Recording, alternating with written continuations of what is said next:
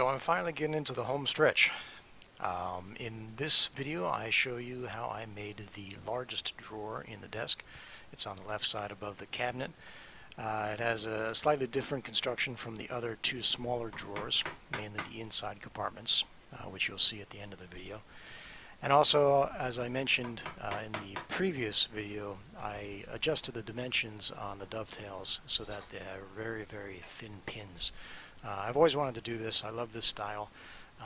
This was the first time I tried pins this thin, and I have to say it was challenging. On the first side that I did, I ended up with a little bit of gap in between some of the tails and the pins, but I rectified that with the old sawdust and glue trick, which I will show you if you're not familiar with it. It turned out pretty good. You can't tell that there was ever a problem. Everything else is self-explanatory as usual. In this video I did go into a little more detail on how I make the drawers, or drawers in general, just because that's really all I did in this video. So please have a look if you're interested to see how I do it. If you haven't subscribed yet, please do so, and hit the like button if you can. And I should be able to wrap this up in the next week or so, I think.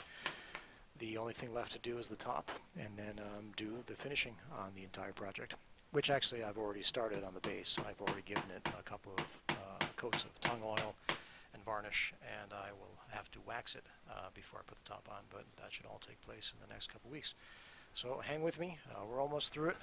Thanks very much. I appreciate your support, and I'll see you in the next one. Bye.